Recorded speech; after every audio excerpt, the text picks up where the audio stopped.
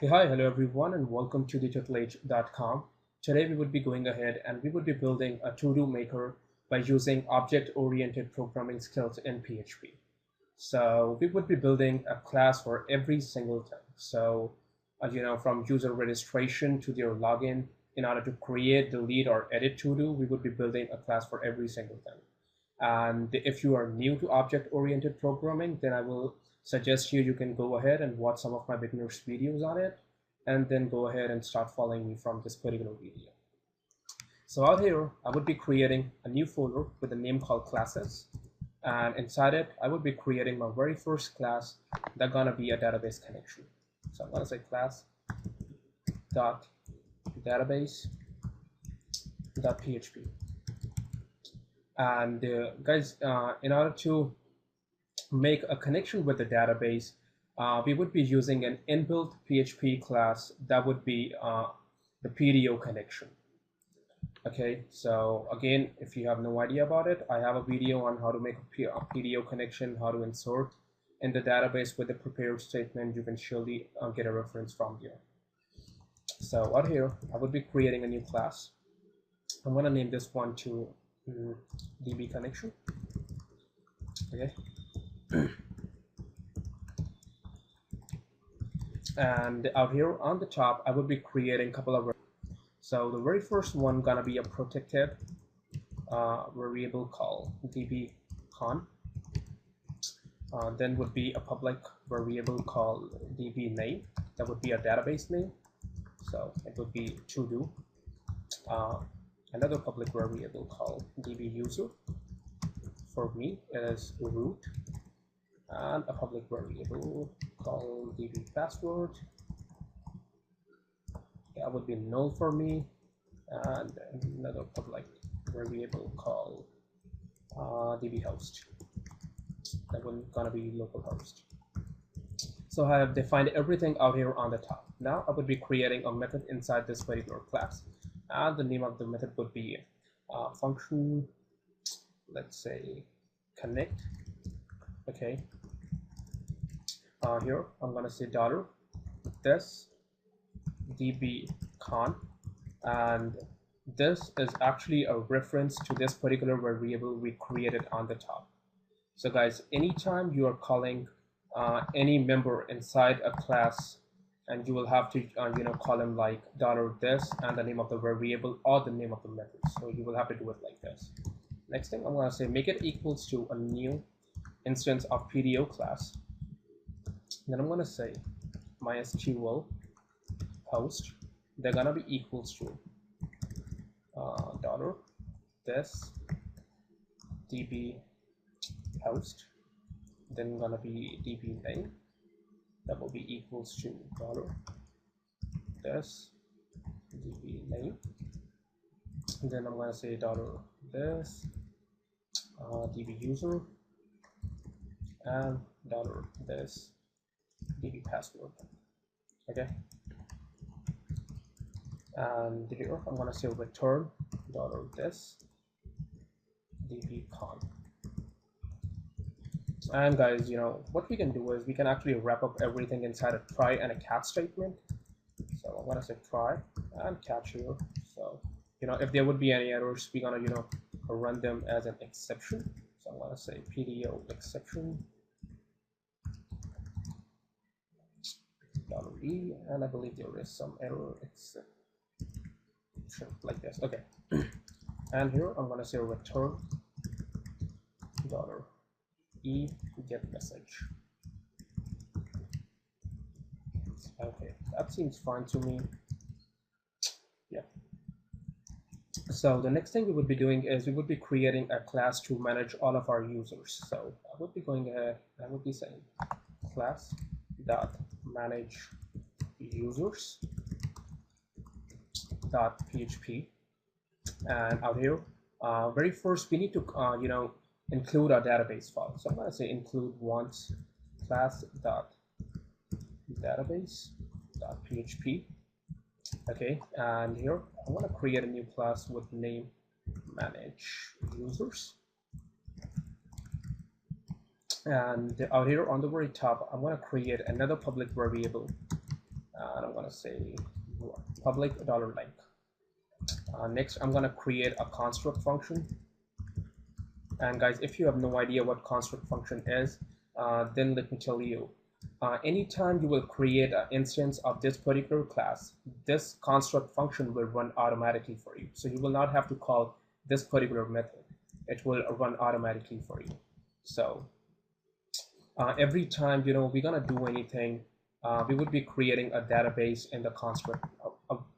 Database connection in the construct function. So I'm gonna say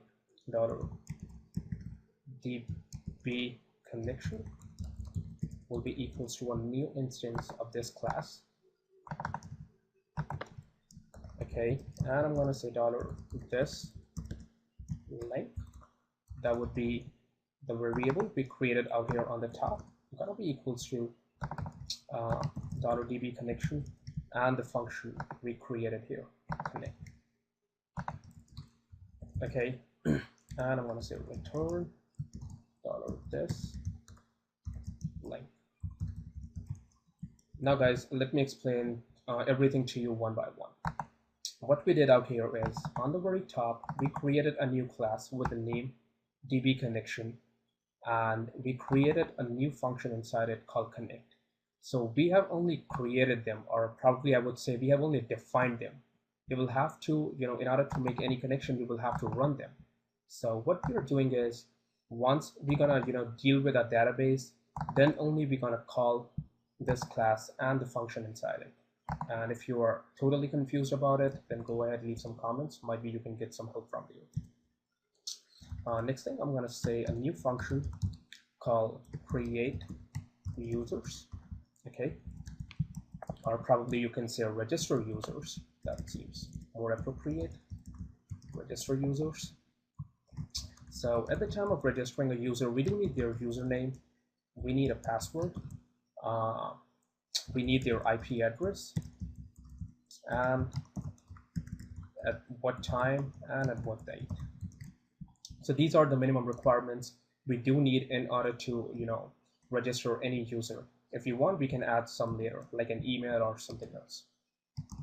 Next thing, I'm going to create a variable. I'm going to say $query is equals to $this length prepare. So we would be running the prepared statements in order to save our database from the SQL injection. Okay, I'm going to say insert into users, the name of our table that we haven't created, but don't worry, we would be creating it in a moment. Then I'm going to say username, password, their IP address, let me say date, let me say time, or probably we can say reg date, like the time they're registered, and the reg time. Here I'm going to say values will be equals to a quotient mark. So we probably need 5 values. So I have 5 quotient marks out here. Okay, put them here, and this one here on the very top. Then I'm going to say $values will be equals to an array of everything we are getting as a parameter inside this function. So I'm going to copy it and I'm going to paste it here. Then I'm going to say $query execute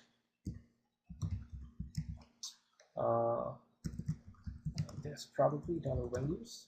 Okay, and then I'm going to say $counts will be equals to $query row count. So let me explain it to you once again. What we are doing is we are creating a prepared statement. We are saying insert into our table users, and the value is gonna be this. So we are doing it in a different way. We are not entering values out here like $username. We are not doing that. We are creating the prepared statements in order to save our database from the SQL injection, and then we are using these parameters as an array here, and then we are executing this particular prepared query that we did on the top, and then we are checking how many rows have been affected from this query. So if we are able to create a successful user, then it would be equals to 1. So I'm going to say return dollar counts. Okay. Out here, I'm going to say dollar users will be equals to a new instance of this class users. And guys, if you remember, we have only defined these functions, and this class we will have to run it. So very first we need to create an instance of the class, then we will have to access all the methods inside it. So this time we only want to access this particular method. So I'm going to say echo dollar users, and the method would be register users. And for the parameters, I'm going to say name to Bob, and his password to Bob, his IP address to 127.0.0.1 with a time to, let's say, 12 o'clock, and a date to 29th Feb 2012. Okay. So we can probably go ahead and we can create this particular table inside the database to do. And guys, I have already created this database in the advanced. If you haven't did that, then go ahead and do it right now. Oh, I have a table too. Okay, that's awesome. And I have an entry too, because I was actually checking it out. So what I'm going to do is I'm going to drop this table. I want to say empty, not probably empty. I'm going to say drop it, and I'm going to create it from scratch. So I'm going to say users with 7 fields, and here I'm going to say ID, a username, then I'm going to say password, the IP address, then I'm going to be the time, I'm going to be the date, and I'm going to say user status, like if you want to deactivate a user later. So I'm going to say this is going to be a work chart to probably 20. This one going to be a work chart to 40. This one would be a work chart as well to 40. IP address to 20 work chart. Password would be say 100, and username, let's say 150. And for the ID, we can make it an auto increment and a primary key. So primary key from here, and the auto increment. Come back, save this particular table, and it's not done. There was something flying here. Okay guys, what I'm going to do, I'm going to pause the video and I'm going to create a table. You can do it too. Okay guys, so I'm done creating this table, and you can see we do not have anything inside it. So I'm going to go ahead, I'm going to hit refresh, I'm going to browse the table called classes, and I'm going to run this class. It says 0. That's awesome, because we haven't got any entry. So that means there would be some errors, and we will have to find those errors first. So I'm going to go to my database class. Let me check out whether we are able to make a connection properly or not. So the DBAs,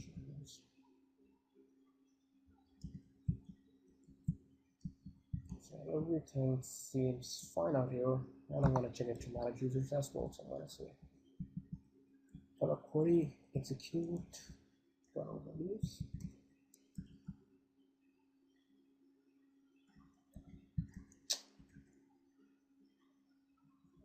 That's 1, 2, 3, 4, 5. I have 3 to 5 here. Okay guys, so probably I've got the errors, and the errors are very first. I have to say this one to time and this one to date, because if you will notice out here we have date and time. And the next error is I have said IP address and the spelling is wrong there, so I have to make it double D. And there is one more error, as the values need to be alternative to each other. So out here it's IP address, and then here it says date, and I'm saying time here. So I'm going to say time, date here, and time here. Probably everything will work fine. Yep, that did. Go ahead and browse the table, and here it shows the very first entry at this particular time and on this date. So guys, this is our very first function that we created inside the class manage users. In the next video, we would be going ahead, we would be building the front end for the user registration, And at that point of time, we will not have to do anything inside this class. We will just have to call this function the way we did here. So I'm going to see you guys next time. Goodbye.